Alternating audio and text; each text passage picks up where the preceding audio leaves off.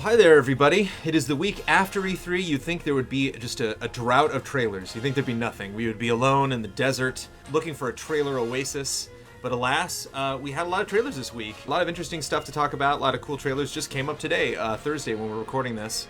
So why not go to the trailers? Hey, I got an idea. Let's all go to the trailers. My name is Brandon Jones. I'm joined by Ryan Stevens. And you're a liar. It's Friday. It's Friday today. Oh, God. Oh, that's how long a week it's been. Well, it's Sunday, technically, when this episode goes up. I'm also joined by Mr. Kyle Bossman. What day is it for you, Kyle? Monday. Every day feels like a Monday these days. Thanks, Garfield. Well, whatever day it is, it's trailer day, and we're going to look back at the trailers of the week. And I only got two more shows with Mr. Ryan Stevens, potentially. Daniel Bloodworth might be filling in for him. He might guest star on occasion. He's taller, so it makes sense. But you're here now, and I got some trailers, so 6 let's watch inches them. taller. Call of Duty Advanced Warfare, a game I know all of us are intensely excited about. We got a trailer about the story, and it's interesting because it's not really about the story. It's a dev diary, and they chose to focus on story. And what it's really about is like research and tech. Like they talk about, their military research that they've done. They've worked with people who have, served in these situations, and work with people that are making predictions about what the future is going to be like, and so they're using that to tell the story. They don't really get into what the story is. And then later they talk about the face tech, which is basically how they brought like Kevin Spacey into the game. And again, not really getting into like who Kevin Spacey is or what the story is. I think they make one, I'm going to use the word meta as much as I can with my remaining time. I think they make one really important meta note on the story, and that you're going to only be playing one protagonist, which has been the quagmire of confusion that the other Call of Duty games have kind of barreled into in the past. This was a weird trailer. It's 2 minutes long. And it feels longer. It's really well edited, but I also feel like there's not too much going on. They even use the word that they're trying to be like, look how authentic we are going into the future. And I think those little B-roll shots of the underwater stuff, like I don't know if you remember when they mocapped the dog and you saw the dog and the horses and all the ping pong balls. That kind of stuff adds little like legitimacy. I like that they use the word futurists. I like that. I liked that stuff. I know Google just hired that Ray Kurzweil guy. It does seem a little like a puff piece, even though they're trying to kind of like be like, hey, we're legit, and look at all this stuff that's happening in 2 minutes, but you kind of walk away being like, okay. And I believe not all of the footage is from stuff we've already seen. The gameplay footage. Yeah. There's little off-screen stuff there, but yeah, exactly. Yeah. We don't talk about this a lot in trailer strategy. Yeah, look at this pre-order now. Boy, they love showing on a off. dev diary. Pre-order now on a dev diary. Kyle. Yeah, awful. What's the world come to? But I think it was a good idea to put this out the week after E3.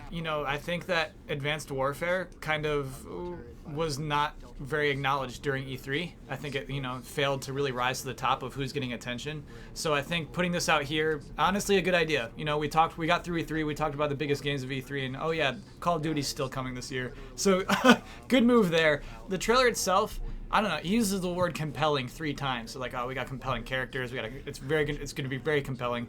I want to play the single player game in a weird way. And I appreciate that every year Call of Duty continues to make a single player game, even though the vast majority of people playing the game don't care about it. I'm glad it exists. And that's about all you can say about a trailer. I'm glad it exists. Well, we've seen mocap stuff before. It's weird that this could be any game we're looking at right here. We've seen all this before, so it's strange for them to show it off. Just like, look what we've got. We're using actors and cameras. You're right, though. It's bizarre that it's called a story thing. I also remember going and talking to the team behind Ghost Recon Advanced Warfighter way back when the 360 launched and the PS3, and them talking about, we're really on the cutting edge of what future tech is going to be like. One last thing before I throw my score out. It always cracks me up when people, like you were saying, compelling, like they talk about how awesome their story is without actually just telling me the story. And so I wonder if that's because they're scared that the story isn't cool enough to stand on its own, or if they're really that nervous about spoilers. Do we think they care about spoiling the story of this game, or are they just like, if we get into Kevin Spacey and kind of what he's doing, then people will just fall asleep and they won't really care. But if we show no, it goes back to what you said. The fact that this is called the story dev diary is still highly bizarre. And Activision actually has a history of doing a behind-the-scenes after E3. They've done it pretty much every year. It's a good idea. I think actually, I think you're right too. It is a good way to keep it primed. I think story to this team means campaign. I think, you know what I mean? I think we're watching the campaign trailer, if that helps at all. Because, we don't learn very much about the story at all. I would have thought they would have hit Kevin Spacey a bit more, though. Yeah, he probably didn't want to do any of this. I think he probably didn't sign on to do any of these things. Yeah. This is a 7.1 because it's well produced. Like you were saying, it's short. They shot it well. It's clearly something that they intended to do. We got I don't know. It felt like the EA press conference for a second. Who? I'll give it a very low score because we don't learn much. You know, it did a good job of putting the game out there, but like in terms of what we've learned from this trailer and what they wanted to show us versus what we absorbed, not a ton. 4.3. 10. I'm also available to work on this game. No. 7. I'm gonna say that for everything. Yeah. 7.7. I walked away from it feeling a little bit like I didn't get anything, but I feel full. It's like Chinese food. I'm full after watching it, but I felt a little Call of Duty's Chinese little food, lacking. yeah. Really, I thought it was really well put together though. Like really well put together. They're cool shots when they spin around the sky. We get some ones. Oh, hey, can I change the score officially? Sure. You did it once. I want to do it. In the last episode, I gave GTA 5, the trailer from the Sony press conference, a 9. People in the comments pointed out that there was a pre-order now at the end of it. So 8.5? I have to officially reduce that score to an 8.5. During the press conference trailer or when it got separately released? I think during the press conference trailer is what they seem to be yelling at me for. Well, it's good that people are keeping on your game. Yeah. Got to stay consistent.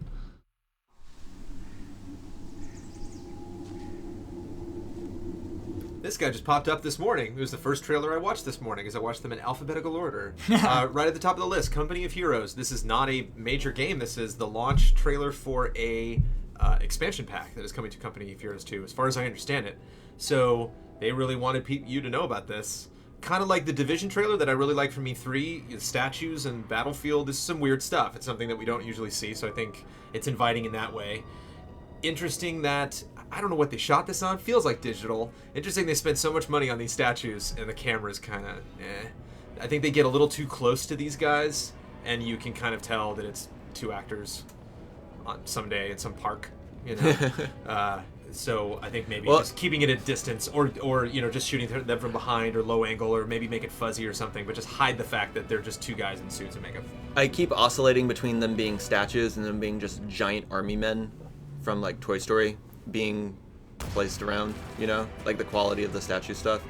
I went from hating this trailer to liking this trailer because where else are you going to see something like this? Like 99% of movie trailers are montages and cuts of the movie. Once in a while people do an added scene or something like that. So this kind of mixes in gameplay, live action. I'm not the biggest live action fan, but like this isn't really a short film though. This is like a vignette. This is like a tease of something like that. Yeah. Compared to like the Metro Last Light. Anyway, I really like this though, because where else are you going to see a little promotional bit for something? And it's you know how you subtract your 0.5 for a pre-order. There's the little not actual gameplay thing at the end, which is a little cornball. But I mean, this is a real-time strategy game. It is a locked view. It sometimes is hard to kind of represent, and it is a little smoke and mirrors, which I'm kind of against. But overall, I really kind of like the vibe, and I'm not a military guy at all, as I've said like a billion times. But I thought it was pretty good. So this is weird. I don't think those statues are there. I think that's CG. Oh, that could be. The statues he's walking by? Yeah. Maybe. Which is crazy that there's even like two of us who think that, because they look legit. But it's mostly these like when the cameras are moving, it's like, I don't know, man. I really like it too. I'm surprised by how much I like a Company of Heroes 2 expansion trailer. They did it. They tried to make a statement, and they did. I see this soldier as us, you know what I mean? Kind of like walking forward, and I like that he goes straight up to the front line. This is cool. He's like going in the direction that everyone's looking in. And I think that's important, you know what I mean? And then he finds another human, I guess, is what happens. This is awesome. I really like this. Is this Valiant Hearts level of weepiness? I'm not weeping. Were you weeping? No, it's just you're moved by it, at least slightly, aren't you, Kyle? Yeah, but not to the point of tears. I like that we. No, I think it just seems cool. Yeah, right? I like that. Also, it's not like, oh god, another World War II trailer. Like they're all but gone, you know. And so it's nice to have this franchise that focuses on it. So I think it isn't completely out of step, you know, to make a live action trailer. Again, for an expansion, that's what really surprised me, that it wasn't like this major launch. It was just kind of them being desperate, you know, like right after E3, like, oh, by the way, this came out. Mm-hmm. And I hope people check it out. Yeah, I'll give this I want to say 7.8, but I'll give it an 8 just because it's about war. 8 for the veterans. Because it's about war. Yeah, 8 for the veterans. 8.3. I was going to say 8.2. Cool. It also like there's like I've like it's cool, like you said, it's an expansion and it's a PC only game. It's cool that they're able to do something of note. That makes me happy. Teenage Kara Zor-El survived Krypton's destruction in suspended animation on a craft following her cousin, Kal-El. All right, and now for DC Comics to completely take over the show. Every single time an Infinite Crisis character announcement trailer comes out, or really any game, like a lot of MOBAs do this, where they'll have a new character. I know, what's the World of Warcraft looking MOBA? All of Smite them? or Smite? Smite does a really good job with all of its hero reveals. And we've just never talked about this type of trailer. So you have a game like a fighting game or a MOBA. You have a new character. You want to show people why that character's cool, why you should maybe come back into the game to try it out, some cool moves that it does. And it's an interesting type of trailer to do. It's something interesting for us to score and say, like, you did a good job at that or not. Yeah. One thing that I want to point out about this trailer before I pass it on to see if there's anything you guys have to say about this trailer at all, is she's very specific in how you play as Supergirl. It's not just like, oh, here are all these different moves. She's like, hit A, hit B, hit C, and win. That's what you should do. In this situation, use this. She's an agile bruiser. That's what you're supposed to do. Yeah, just very straightforward about how you're supposed to play it. I don't know, isn't that kind of like the Pokemon thing, where it's like, you should know those nuances instead of the trailers or the game or anything outright telling you what you're supposed to do? It would be absurd if Pokemon made a trailer that told you which moves to use against which other Pokemon. That would be hilarious. It'd be laughable. Basically, I think they have to do these things because they're probably... Like, if you want to play League of Legends, there's going to be plenty of videos teaching you how to play League of Legends. I don't think that... what is this Infinite Crisis? I don't think Infinite Crisis has that same kind of support base of people who are making strategy videos about it. Maybe it does, but, you know... the actual like tips part of it really bums me out. I don't like it when a game is telling me what the best tips for playing it is. So from a I'm not playing this game perspective, you think the tips should be taken out? Would this trailer have been easier to watch if she had just been like, Supergirl, here's her moves, here's why she's cool, go DC Comics? Yeah, and maybe, you know, giving you a glimpse of the combos and the kind of like loadouts you can do without telling you which the best ones are already. Do you know? I have a weird thought on this trailer where I kind of was bored to tears and hate it, but I actually thought it was really well put together. Sure. Because it's a bait and switch. The first minute is like, this is who she is. They have the cool kind of layered video stuff going. You know, not distracting, not too showboaty, but, you know, it's like well put together, and it's like they tell you who she is, why you should care. She's the cousin of Kal-El, which I'm curious if it means they could marry or anything, or if that'd be illegal. Then it goes straight into the moves, and then later on into the tips. And so they kind of, you know, they boil the frog a little bit, so to speak. But to Kyle's point is these games are accessible and inaccessible at the same time. And you know, these are all free to play, and they all depend on their player base spending money that they don't have to spend.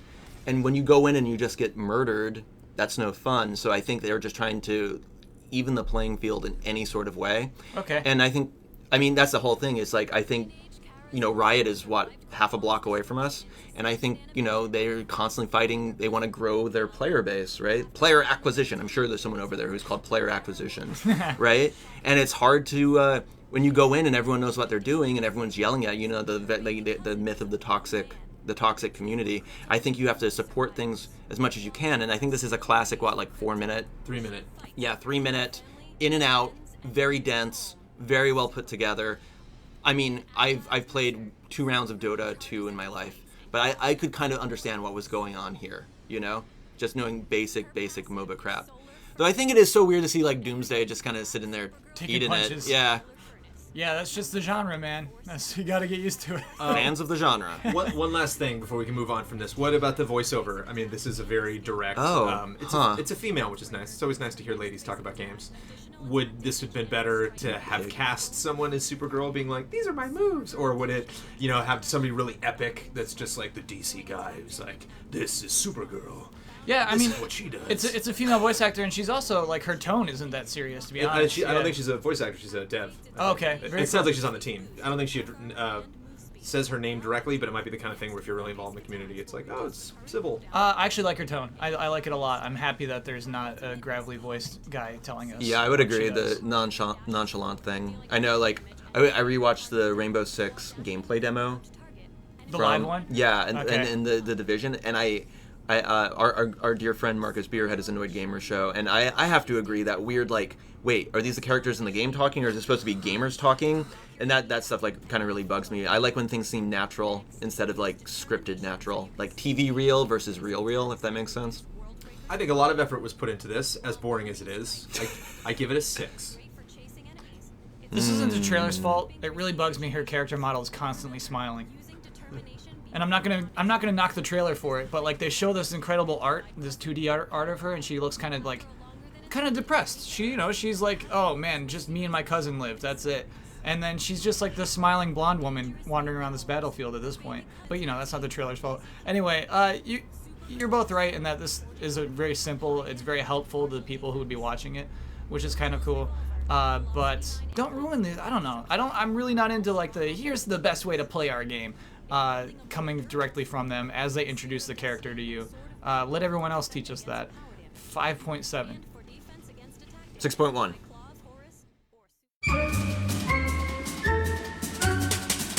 So those were all the trailers for the week. See, I told you there were some good trailers this week, despite it being the week after E3. I guess it definitely is a ploy that you're like, well, now that E3's over, the slate is clean. I can show whatever I want. Got a really awesome VO trailer for Astro Lords.